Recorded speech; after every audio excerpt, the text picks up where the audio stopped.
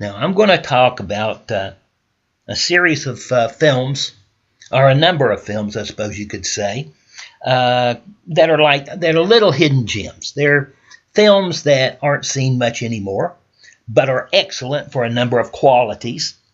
The first film that I do want to discuss is The Tall Target.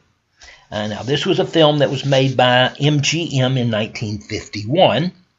It starred Dick Powell, Paula Raymond, Adolphe Menjou, Marshall Thompson, Ruby Dee, and Leif Erikson. The film was directed by Anthony Mann, who about the same time directed a series of small B noir films that were very excellent, and built a reputation on that. He also later in the 1950s would direct a series of westerns with James Stewart that are some of the best ever made. The film itself was written by George Worthington Yates and Art Cohn, the screenplay. The story was written by George Worthington Yates and Daniel Mannering, using his pen name Jeffrey Holmes. Mannering was an excellent screenwriter that wrote one of the foremost film noirs of all time, Out of the Past. He also wrote the original script for Don Siegel's Invasion of the Body Snatchers. Now, the film itself has a simple plot. It deals with a former police officer who is going to take the New York to Washington train, the overnight train, the express, because he's gained information that tells him that someone on that train will assassinate the newly elected president of the United States. And since this is 1861, that the time period of the film, we're talking about Abraham Lincoln. This is also based on a true incident, which was called the Baltimore Incident.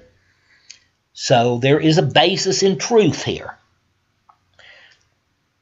Now, another interesting aspect is that Dick Powell plays the former police officer who was a bodyguard to Lincoln for a few days while he campaigned in New York, whose name happens to be John Kennedy. Interesting. Now, you have to have a basic understanding of the historical background of this period to understand and appreciate what's going on, beyond the simple plot and the story of the detective putting two and two together, going through the suspects, and coming up with who is the assassin, who's behind it. It's the why that surrounds it that's important in this particular case. Now, to start with, you have to have that historical background, which a lot of people today don't have. They still fundamentally don't understand when Abraham Lincoln was elected president in 1861, he only managed to get enough electoral votes because the Democratic Party was split, which sounds like the 20... In essence, it was a similar kind of thing that you had in 2016. You had a split Democratic Party, which allowed this outside candidate, Abraham Lincoln in this case, to get enough electoral votes to become president. You also have to understand, at this point in time, and this is something history isn't addressing today, is that Lincoln was enormously unpopular. He gained he gained less than 40% of the popular vote of the country. He was unpopular among the Southern, those people from the South. He was unpopular among the North. So he was coming in knowing full well that there were going to be problems, and quite literally knowing full well there was going to be a war. And all this is keyed around the issue of slavery. Now, slavery wasn't the only reason the Civil War was fought, but it was a factor, and the factor was around the Kansas Compromise of 1820. Now, the Kansas Compromise said that any state coming into the Union after 1820, if it was north of the southern border of Missouri, the state of Missouri, it would come in as a free state. If it was located south of the southern border of Missouri, it would come in as a slave state. So this was the Missouri. This was one of the things. The Missouri Compromise was something that was in effect, and it had a lot of impact until Kansas Territory wanted to become a state in 1854. What they did at that point was leave it up to the citizens of the state to vote. So Kansas voted on its own to be a free state, not a slave state. But prior to that, what had happened is, to pump the vote one way or the other, the abolitionists sent in a number of people to live there to try to drive it toward the north. The South sent a bunch of people to live there so that it would be driven toward being a slave state. So you had violence and conflict going on through this whole period. Part of that period also, out of Missouri, you had John Brown and his sons who were radical abolitionists and wanted and fought consistently against the pro-slavery people in Kansas. Later, in 1859, what really started the powder keg was John Brown tried to seize Harper's Ferry, which was a U.S. government arsenal. It failed in his attempt. He was captured and hanged. And of course, this just didn't go over big with the abolitionist side of things.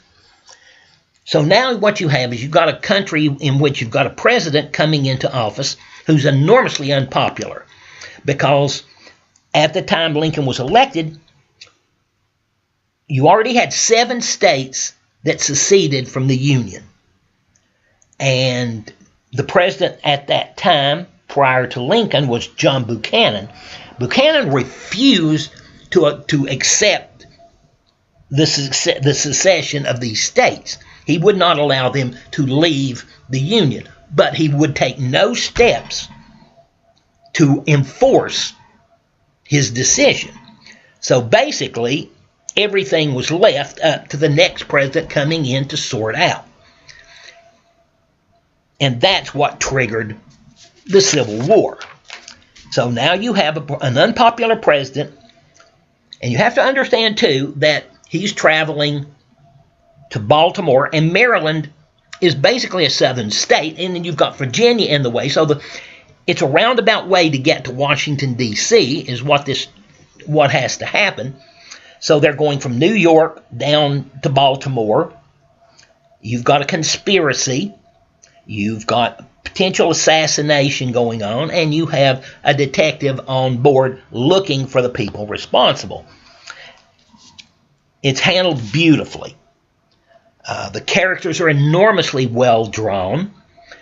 Even the peripheral characters. You'll constantly listen to conversations in which they're telling from one side or the other, pro or con, north or south, why they hate Abraham Lincoln, and why either side would be just as happy to see the man assassinated. So don't think when Lincoln came in, he was a white knight riding on a charger that was going to do away with slavery in the United States. He was not.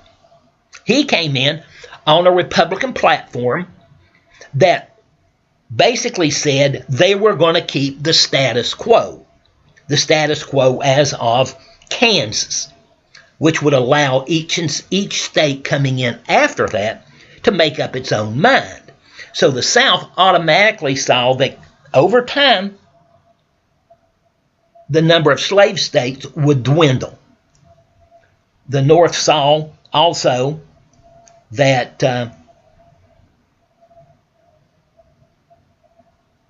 slavery would phase out, but by doing this, you had an impact on business. So you have businessmen